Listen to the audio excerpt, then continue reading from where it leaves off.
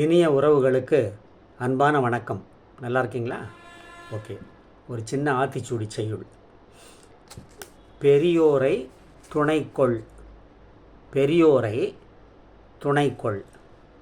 அதாவது நாம் ஒரு செயலை செய்யறதுக்கு முயற்சி பண்ணுறோம். அதுக்கு முன்னாடி நம்ம வீட்டில் பெரியவங்க இருப்பாங்க இல்லையா, அம்மா அப்பா, தாத்தா பாட்டி, அல்லது பக்கத்து வீட்டில் பெரியவங்க, அல்லது ஆசிரியர்கள், அந்த மாதிரி பெரியவங்க கிட்ட இந்த விஷயத்தை சொல்லி நான் இதை செய்யலான்னு இருக்கிறேன் அப்படின்னு அவர்கிட்ட பேசி சாதக பாதகங்கள், மெரிட்ஸ் அண்ட் டிமெரிட்ஸ் என்னான்னு கேட்டுட்டு அவர்களுடைய ஆலோசனையினுடைய துணையை கொண்டு அதுக்கப்புறம் இந்த செயலை செய்யணும். அப்படி செய்தால் நிச்சயம் நாம் வெற்றி அடைவோம், நம்முடைய செயலும் வெற்றி அடையும். ஓகே. இப்போது ஒரு செய்தி யூடியூப்பில் நான் கேள்விப்பட்டேன். அது கொஞ்சம் சுவாரஸ்யமாக இருந்ததுனால உங்களோடு பகிர்ந்து கொள்ள விரும்புகிறேன். போலாமா? இப்போ வாழ்வியல் அப்படின்னு சொல்கிறாங்க. ஃபாரினில் ஹார்வார்டு யூனிவர்சிட்டின்னு ஒன்று இருக்குது இல்லையா, ரொம்ப உலக புகழ்பெற்ற யூனிவர்சிட்டி. அதில் ஒரு 30 மாணவர்கள் தன்னுடைய படிப்பை முடிச்சுக்கிட்டு மிக சிறப்பாக டிஸ்டிங்ஷனில் பாஸ் பண்ணி வெளியே வராங்க. இருந்தாலும் ஒவ்வொருத்தர் மனசுலேயும் ஒரு குறை உள்ளது, ஏதோ ஒரு குறைபாடு. அவங்க எல்லாரும் சேர்ந்து என்ன செய்கிறாங்க, ஒரு குறிப்பிட்ட ரிட்டையர்டு ப்ரொஃபஸரை போய் பார்க்கலான்னு முடிவு பண்ணுறாங்க. அந்த ப்ரொஃபஸர் எப்படின்னா, அறிவிலும் அனுபவத்திலும் வயதிலும் மிகவும் முதிர்ந்தவர். அவரை போய் பார்க்குறாங்க 30 பேரும். அவர் அவங்கள வரவேற்று உட்கார சொல்கிறாரு. கொஞ்சம் இருங்க, நான் உங்களுக்காக ஹாட் சாக்லேட் ட்ரிங்க் எடுத்துகிட்டு வரேன்னு சொல்லிவிட்டு உள்ளே போய் ப்ரிப்பேர் பண்ணுறாரு. அது அல்மைராவில் இருக்கிற கப்ஸ் எல்லாம் எடுத்து வைக்கிறாரு. அது பார்த்தா 30 கப்பும் ஒரே மாதிரியாக இல்லை அவருக்கு. அதில் 3 கோல்டு, ஒரு 4 சில்வரு, ஒரு 5-6 பிராஸு, அந்த மாதிரி வேறு வேறு மெட்டலில் செய்த கப்ஸ் எல்லாம் கிடைக்குது. செராமிக் கப்பும் இருக்குது, கடைசியில் கண்ணாடி கப்பும் இருக்குது. அது எல்லாத்தையும் எடுத்து வச்சு 30 கப்பில் அந்த ஹாட் ட்ரிங்க்கை ஊற்றிட்டு, வாங்க எல்லோரும் சாப்பிட்லாம், எடுத்துக்கோங்கன்னு சொல்கிறாரு.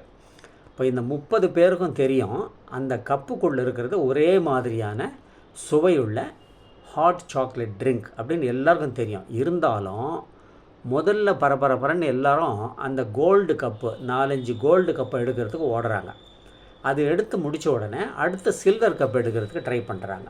அதுக்கப்புறம் பிரான்ஸ் கப்பை எடுக்கிறதுக்கு ட்ரை பண்ணுறாங்க. அந்த மாதிரி காப்பர், அதுக்கப்புறம் செராமிக், கடைசியில் மதிப்பு குறைவான கிளாஸ் கப்பு, கண்ணாடி கப்புக்கிட்ட போகிறாங்க.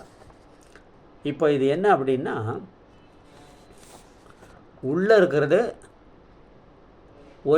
ஒரே ட்ரிங்க் தான், எல்லாருக்குமே தெரியும். இருந்தாலும் மனித மனசு என்ன சொல்லுதுன்னா, எது ரொம்ப கவர்ச்சியாக இருக்கோ, எது ரொம்ப காஸ்ட்லியோ, எது ரொம்ப அட்ராக்டிவாக பளபளன்னு இருக்கோ அதை தேடி ஓட சொல்லி மனித மனம் சொல்லுது. அது கிடைக்கலன்னா அதுக்கு அடுத்தது, அதை விட கொஞ்சம் சிறந்தது எதுவோ அது. இதுதான் மனித மனம் சொல்லுது. இப்போது நாம் சார்ட்டர்ட் அக்கௌண்டன்ட்டுன்னு கேள்விப்பட்டிருக்கோம் இல்லையா, பட்டய கணக்காளர். நம்ம எல்லாம் படைத்த இறைவன் மிகச்சிறந்த பட்டய கணக்காளர், சார்ட்டர்ட் அக்கௌண்டன்ட். எப்படின்னா, இப்போ ஸ்கூலில் எக்ஸாமில் English, Tamil, mathematics, science, social, இது எல்லாத்துலேயும் 35% வாங்குகிற ஸ்டூடெண்ட்டு. 35ன்றது சாதாரண மார்க்கு, 100க்கு 35. அது வாங்கினா அவன் பாஸ் இல்லையா?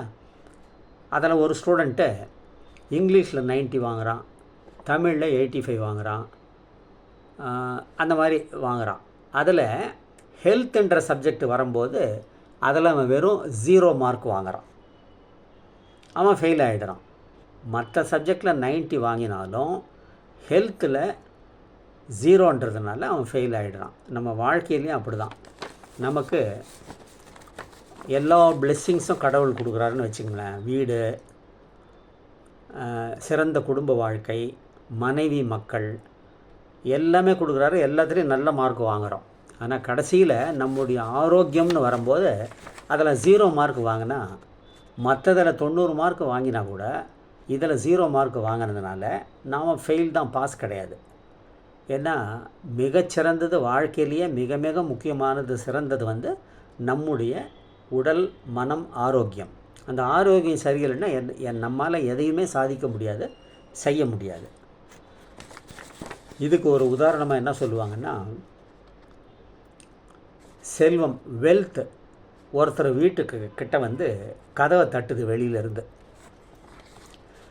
உள்ளே இருக்கிறவரை உள்ளே வா அப்படின்னு சொல்கிறாரு. அப்போ செல்வம் சொல்லுதான், நீங்கள் உங்கள்கிட்ட இருக்கிற ஆரோக்கியம் அல்லது ஒழுக்கம் டிசிப்ளின் அல்லது மிகச்சிறந்த நற்பண்புகள் இது எல்லாத்துலேயும் ஏதாவது ஒன்றை வெளியில் அனுப்புங்க, அப்போ தான் நான் உள்ளே வருவேன்னு சொல்லுது. அப்படின்னா செல்வம் எல்லாருக்கும் அவ்வளோ எளிதாக கிடைத்து விடாது. நம்ம பாடுபட்டு தேடுறோம் இல்லையா, கஷ்டப்பட்டு சம்பாதிக்கிறோம். அதில் என்ன ஆகுதுன்னா நம்முடைய ஆரோக்கியத்தை இழக்க வேண்டிய சூழ்நிலை வருது சில பேருக்கு. சில பேர் நம்முடைய டிசிப்ளின், நல்ல பண்புகள், குணநலன்கள் இதெல்லாம் விட்டுட்டால் தான் அதிகமான செல்வம் சேருது. அதுதான், அதாவது மனித இயல்பு எப்படின்னா, செல்வம் சம்பாதிக்கணும்னு நம்ம நினைக்கிறோம், நம்முடைய ஆரோக்கியத்தை கவனிக்கிறதில்ல. அல்லது நாம் இப்படியே இப்போ இருக்கிற நற்பண்புகளோட கடைசி வரைக்கும் இருக்கணும் அப்படின்றதையும் நாம் சிந்தனை பண்ணுறதில்ல. எப்படியாவது சம்பாதிச்சா போதும் அப்படின்ற எண்ணம் இருக்குது. அந்த எண்ணம் தவறு. ஓகே, இந்த செய்தியை கேட்டதுக்கு ரொம்ப நன்றி. இந்த லிங்க் உங்களுக்கு பிடிச்சிருந்தால் லைக் பண்ணுங்கள், ஷேர் பண்ணுங்கள், ஃப்ரெண்ட்ஸுக்கு ரிலேட்டிவ்ஸ்க்கு அவங்களோட ஷேர் பண்ணுங்கள். நன்றி, வணக்கம். தினமும் காலையில் படுக்கையிலிருந்து எழுந்த உடனே நாட்டு மக்கள், உலக மக்களின் நன்மைக்காக இதை தவறாமல் கூறுங்கள். ஏரி, குளம், கிணறு, ஆறு எல்லாம் நிரம்பி வழிய மாறி அளவாய் பொழிக. மக்கள் வளமாய் வாழ்க. வாழ்க வையகம், வாழ்க வையகம், வாழ்க வளமுடன். ஜெய்ஹிந்த்.